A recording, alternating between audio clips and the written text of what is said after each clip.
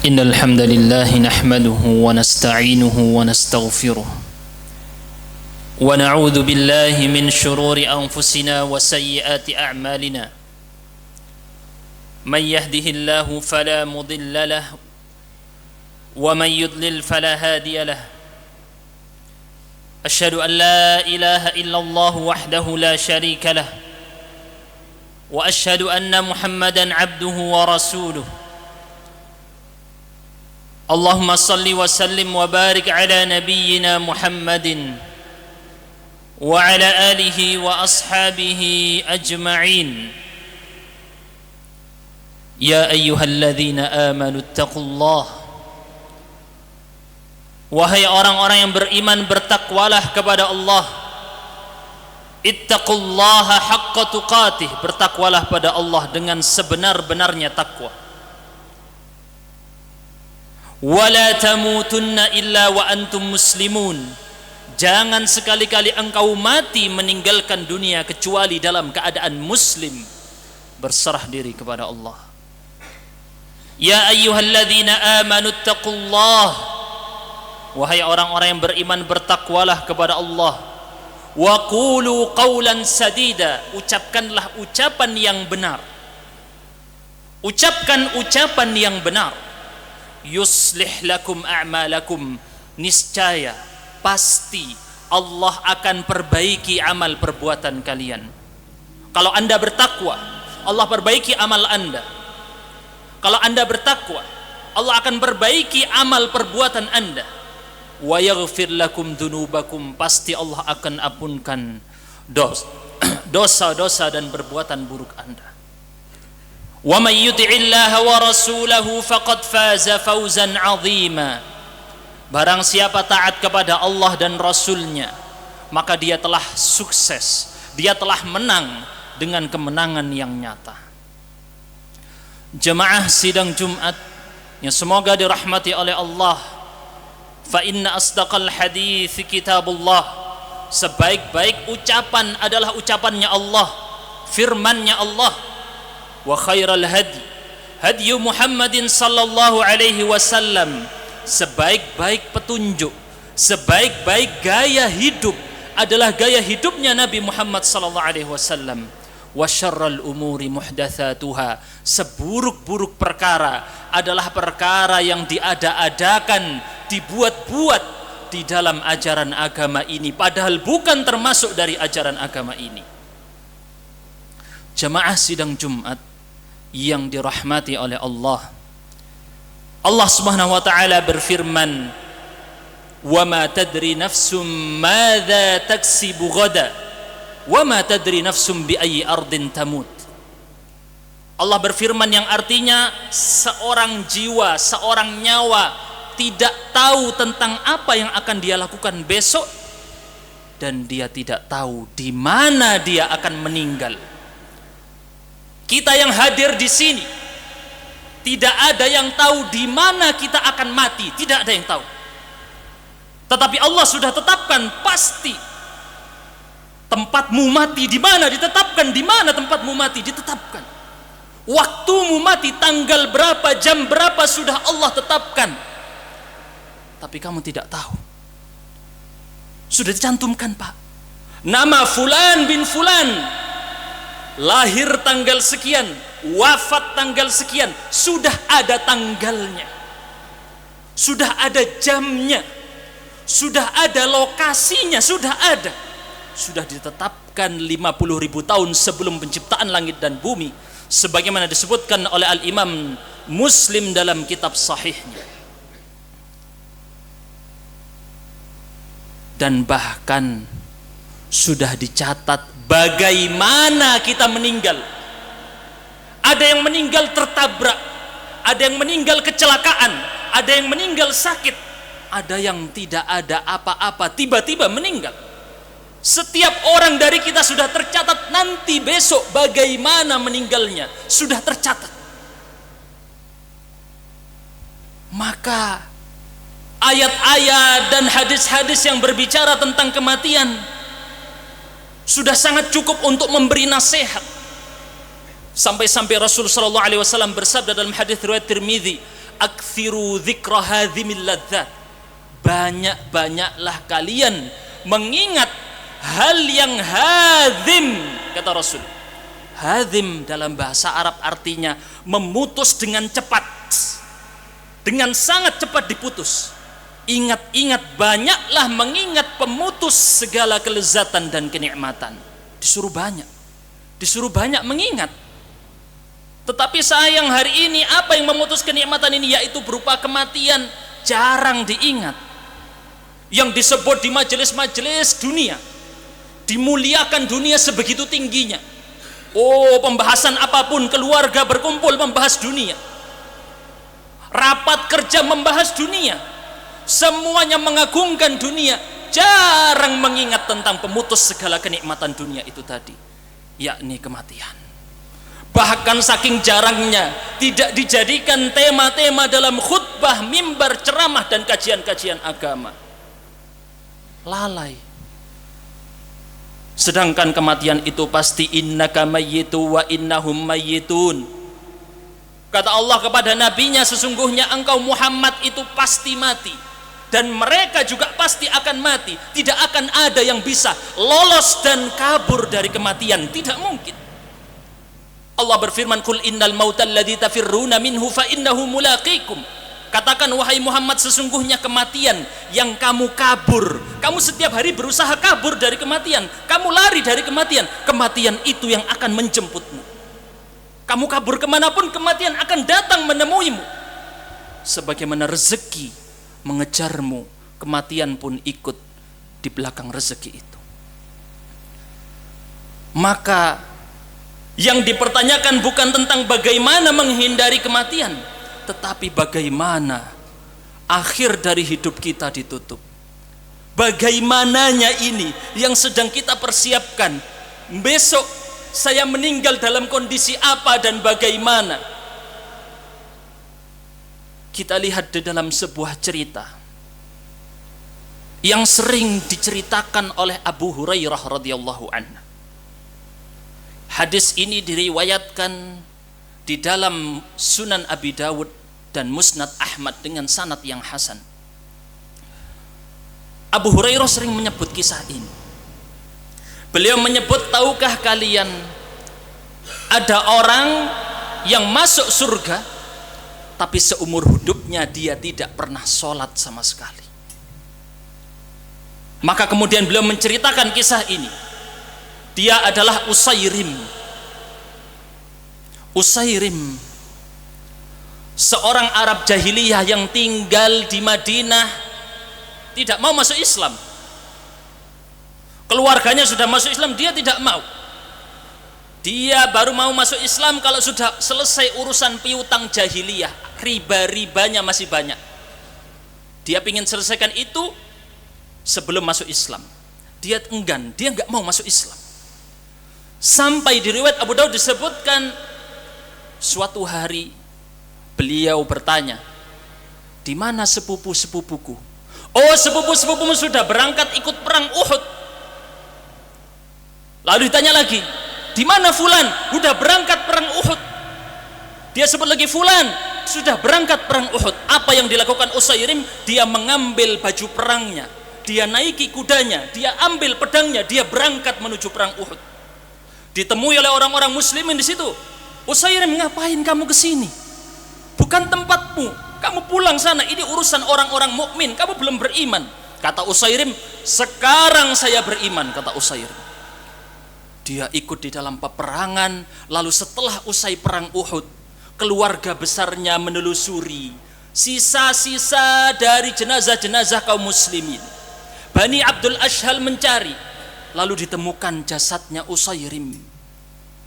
Ini Usairim, ngapain dia ada di sini? Wahai Usairim, kenapa kamu di sini padahal tadi kami tinggalkan kamu dalam kondisi kafir. Kamu menolak Islam tadinya. Maka ditanya kepada Usairim di nafas-nafasnya yang terakhir, apakah kamu melakukan ini hanya untuk membela keluargamu, membela sukumu, membela kabilahmu, membela bangsamu, atau karena Islam? Apa jawaban Usairim? Tetapi ini semua karena Islam. Dan dia meninggal dalam kondisi itu, sehingga periwayat dan Abu Hurairah juga mengatakan dia diceritakan ini kepada Rasulullah sallallahu alaihi wasallam. Apa kata Rasul? Innahu lamin ahlil jannah. Itu Usairim termasuk penduduk surga. Maka para periwayat menceritakan ini Usairim dijamin masuk surga, padahal tidak pernah satu kali pun sujud. Tidak pernah sujud sama sekali untuk Allah, tidak pernah sama sekali sujud seumur hidupnya, tidak pernah. Tetapi akhir hayatnya dijadikan oleh Allah akhir hayat yang mulia, meninggal dalam kondisi jihad di jalan Allah, mengorbankan nyawanya untuk agama Allah. Tapi lihat dalam kisah yang lain, di dalam riwayat Bukhari dan Muslim, di mana di sebuah peperangan para sahabat menyaksikan seorang lelaki yang ahli dalam peperangan, sampai-sampai para sahabat melapor kepada Rasulullah, wahai Rasulullah, tidak ada yang sehebat fulan itu maju ke depan, berani sekali dalam peperangan. Tapi apa jawaban Rasul? Innahu min ahlin nar. Rasul mendapatkan wahyu dari Allah, itu fulan yang jago dalam peperangan, yang pahlawan luar biasa hebat, dia termasuk penduduk neraka. Maka para sahabat mengatakan, lalu siapa dari antara kami yang lebih hebat dari dia? Kalau dia saja masuk neraka, bagaimana kami? Akhirnya ada rasa seorang sahabat, dia mengikuti selama peperangan itu, diikuti orang ini kemana dia pergi, diikuti. Saat peperangan ke kanan ke kiri semua diikuti. Ternyata sahabat ini seusai peperangan pulang menemui Nabi SAW dan mengatakan, asyhadu annaka Rasulullah, aku bersaksi engkau adalah utusan Allah. Dia menyaksikan sebuah persaksian bahwa Rasulullah betul yang beliau ucapkan, dia penduduk neraka. Apa yang dilihat oleh sahabat ini? Aku menyaksikan, wahai Rasul, dia terkena sebuah luka, dan dengan luka itu dia tidak tahan dengan rasa sakitnya, dia tidak sabar dengan sakitnya. Apa yang dia lakukan? Dia ambil pedang tadi, gagangnya dia letakkan di tanah, kemudian ujung pedangnya dia tusukkan ke dadanya, ditekan, lalu dia bunuh diri. Dia meninggal dalam kondisi bunuh diri. Tadinya ahli jihad, tadinya orang yang dipuji pahlawan dalam Islam. Berbeda dengan Usairim, tadinya kafir, tidak pernah sujud untuk Allah sama sekali, sujudnya kepada berhala. Tetapi di akhir hayatnya Allah jadikan dia beramal dengan amalan penduduk surga. Sebaliknya orang ini amalannya di luar amalan penduduk surga, ditutup amalnya dengan bunuh diri. Itulah kemudian kata Nabi SAW, sesungguhnya salah seorang dari kalian, ini juga disebutkan dalam Sahih Bukhari dan Sahih Muslim, juga disebutkan dalam Musnad Ahmad dan juga Abu Dawud, setelah menceritakan kisah ini, setelah membahas kisah orang yang tadi berani luar biasa dalam peperangan, apa kata Nabi SAW? Sesungguhnya salah seorang dari kalian melakukan amalan penduduk surga yang terlihat fima yabdulin nas, yang terlihat oleh mata manusia. Oh, kelihatannya depan manusia soleh, kelihatannya depan manusia orang ahli surga, di depan manusia saja. Tetapi dia di akhir hayatnya, kata Rasul, ya'malu bi amali ahlin nar, dia melakukan amalan penduduk neraka di akhir hayatnya. Kalau di dalam riwayat Bukhari dan Muslim dari sahabat Abdullah bin Mas'ud semisal dengan ini, fayasbiqu alaihi alkitab, Allah tahu sebelum itu terjadi, dia kemudian sudah jarak antara dia dengan surga satu hasta. Jarak antara dia dengan surga satu hasta, sudah hampir masuk surga, tetapi dia melakukan amalan penduduk neraka di akhir hayatnya, maka Allah catat dia sebagai penduduk ahli neraka. Na'udzubillahi min dzalik. Seorang ulama besar dari Arab Saudi yang namanya sekarang tidak suka disebut oleh para ulama, karena dulunya ulama besar, Abdullah Al-Qasimi, ulama besar, mengarang karya-karya yang mengalahkan argumen lawannya semua. Kitabnya yang terkenal As-Sira' Bainal Islam wal Wathaniyah, pertarungan antara Islam dan penyembahan berhala. Ulama besar, dipuji para ulama-ulama besar di masanya. Apa yang terjadi di akhir hayatnya? Dia murtad, dia keluar dari Islam, dia menjadi orang ateis, tidak percaya lagi pada Tuhan. Bahkan dia mengarang kitab-kitab yang khusus untuk menyerang agama. Siapa yang menjamin akhir dari hidup kita? Siapa yang menjamin kita akan terus berada di atas jalan yang Allah tentukan ini? Ihdinas siratal mustaqim, kita ulang-ulang karena kita tidak tahu apa akhir hidup yang sebenarnya Allah siapkan nanti untuk kita di akhir. Sedangkan Rasulullah SAW bersabda dalam hadis yang sahih, innamal a'malu bil khawatim, amal itu tergantung pada akhirnya. Sebagai penutup dari khutbah pertama, kisah seorang ulama Abu Zur'ah Ar-Razi. Di akhir wafatnya, di akhir hayatnya, dihadiri oleh para ulama, beliau di atas ranjang kematiannya. Hadir Abu Hatim Ar-Razi, hadir Muhammad bin Muslim, hadir para ulama-ulama besar. Maka para ulama melihat kondisi Abu Zur'ah Ar-Razi yang diceritakan beliau hafal 200.000 hadis sebagaimana orang awam menghafal surat Al-Ikhlas. Sangat lancar hafalannya. Para ulama hadir sungkan mau mentalkin, mau menuntun mengucap la ilaha illallah, sedangkan beliau dalam kondisi sakaratul maut. Apa yang dilakukan para ulama yang hadir? Mari kita sama-sama mengingat hadis. Ayo kita belajar bareng-bareng, murojaah hafalan. Maka Muhammad bin Muslim menyebutkan haddatsana Ad-Dhahhak bin Makhlaq, menyebutkan sanadnya. Qala haddatsana Abdul Hamid ibn Ja'far. Qala haddatsana Salih ibn Abi, dipotong. Berharap dijawab oleh Abu Zur'ah lanjutannya. Lalu dilanjutkan oleh Abu Hatim di sampingnya. Qala haddatsana Bundar, menyampaikan kepada kami Bundar. Qala haddatsana Abdul Hamid ibn Ja'far. Qala haddatsana Salih bin Abi Arib. Qala haddatsana Katsir bin Murrah Al-Hadrami. Di stop. Di tengah-tengah sana di stop. Semuanya diam menunggu Abu Zur'ah menjawab.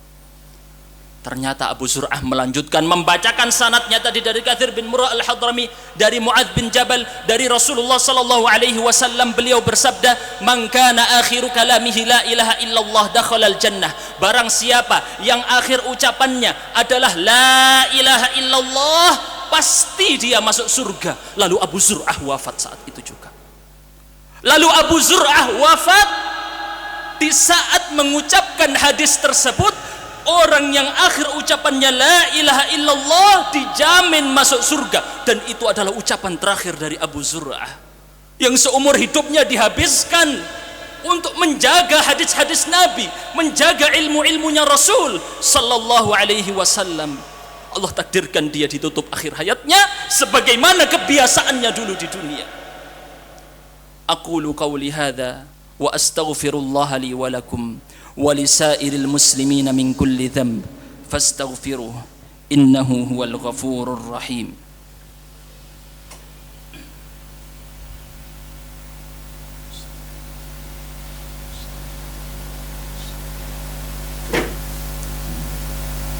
Alhamdulillahi ala ihsanih. Segala puji bagi Allah atas segala kebaikannya pada kita. Wa syukru lahu ala taufiqihi wa amtinanih. Syukur kepada Allah atas bimbingannya menuntun kami melakukan amal saleh berupa salat Jumat ini. Asyhadu an la ilaha illallah ta'ziman li sya'nih. Syahadat persaksian ini ya Allah, jadikanlah saksi di hadapan-Mu Engkau nanti di hari kiamat ya Allah. Wa asyhadu anna Muhammadan abduhu wa rasuluhu ad-da'i ila ridwanih. Dan kami bersaksi bahwa Muhammad adalah telah menyampaikan risalah Islam kepada umatnya. Tidak ada yang dia tutupi, semua telah disampaikan kepada umatnya. Allahumma salli wa sallim wa barik ala nabiyyina al-karim nabiyyina Muhammad. Allah Subhanahu wa taala berfirman sebagai bentuk pesan ketakwaan, dan ini diantara makna takwa Usikum wa iyaya nafsi bitaqwallah yang dibaca oleh setiap khotib Jumat. Kenapa sampai diwajibkan, sampai menjadi rukun dari khutbah Jumat? Pesan ketakwaan apa yang sebenarnya dimaksudkan? Lihatlah di dalam firman Allah Ta'ala surat Fatir ayat 37. Awalam nu'ammirkum ma yatadhakkaru fihi man tadhakkar. Apakah belum kami panjangkan umurmu supaya orang yang bisa belajar ingat belajar, supaya orang yang bisa mengambil pelajaran. Allah bertanya nanti, apakah tidak cukup kamu dikasih usia panjang, kamu dikasih usia 40 tahun, 50 tahun, 60 tahun, gak sempetlah belajar agama, gak sempetlah belajar bagaimana beribadah kepada Allah? Apakah tidak sempat? Terlalu sibukkah waktumu? Kemana? Apa yang mau kita jawab di hadapan Allah? Allah sudah sebutkan di dalam surat Fatir ayat 37. Kullu man 'alaiha fan. Setiap yang bernyawa yang berada di atas bumi ini pasti akan lenyap. Wa yabqa wajhu rabbika dzul jalali wal ikram. Yang kekal hanyalah Allah. Dan kepadanya kita akan kembali. Jemaah kaum muslimin, sebagai penutup dari khutbah Jumat ini, seseorang tidak boleh merasa aman dari apa yang sekarang dia alami. Merasa saya di atas kesolehan aman. Perasaan aman yang seperti ini disebut oleh Abu Darda radhiyallahu anhu, sahabat Nabi yang mulia. Ketika seseorang merasa aman, imannya tidak tercabut, maka justru itu menjadi penyebab imannya tercabut di akhir hayatnya. Orang yang merasa aman justru dia yang akan merasa takut. Dan itu juga yang diucapkan oleh Sufyan Ats-Tsauri saat beliau hendak meninggal. Sufyan saat hendak meninggal menangis. Wahai Sufyan, apakah engkau menangis karena dosa-dosa? Bukan. Aku menangis karena aku khawatir imanku dicabut sebelum rohku. Aku khawatir imanku dicabut sebelum rohku. Ya Allah, kami memohon kepadamu di hari yang mulia ini, ya Allah, agar engkau tidak mencabut nyawa kami. Jangan engkau mencabut nyawa kami kecuali dalam kondisi iman terpatri di dalam dada kami. Ya muqallibal qulub, wahai zat yang pembolak-balik hati, tsabbit qulubana ala dinik, teguhkan hati kami di atas agamamu. Kuatkan kami untuk mampu mengucapkan la ilaha illallah sebelum kami meninggal dunia. Mampukan kami menjawab pertanyaan kubur, ya Allah. Mampukan kami nanti menghadapi hisab, pertanggungjawaban nanti. Mampukan kami menghadapi mizan, perjalanan yang panjang itu. Mampukan kami melewati sirat di atas neraka jahanam. Mampukan kami, ya Allah. Bahkan masukkanlah kami semua, ya Allah, ke dalam surgamu. Walaupun saat melihat kepada amal yang kami lakukan, rasanya belum pantas untuk masuk ke dalam surgamu, jauh dari apa yang seharusnya. Maka pantaskanlah kami, ya Allah, semua ini. Ampunkan dosa-dosa kami, ya Allah. Rabbana zalamna anfusana wa illam taghfir lana wa tarhamna lanakunanna minal khasirin. Allahumma ighfir lil muslimina wal muslimat wal mu'minina wal mu'minat al ahya'i minhum wal amwat. Ya muqallibal qulub, sarrif qulubana ila ta'atik, sarrif qulubana ila ta'atik. Arahkan hati kami kepada ketaatan kepadamu, arahkan hati kami kepada apa yang engkau ridai, jauhkan kami dari apa yang engkau murkai. Ya Allah, mardatuk, ridhamu ya Allah yang kami harapkan. Ya Allah, ridhamu yang kami harapkan. Ya Allah, ya Allah, rahmatmu yang kami harapkan. Tidak ada yang mampu memberinya kecuali engkau. Ya Allah, ya Tuhan kami, maafkan atas kesalahan dan kekurangan kami. Rabbana atina fid dunya hasanah wa fil akhirati hasanah wa qina adzaban nar.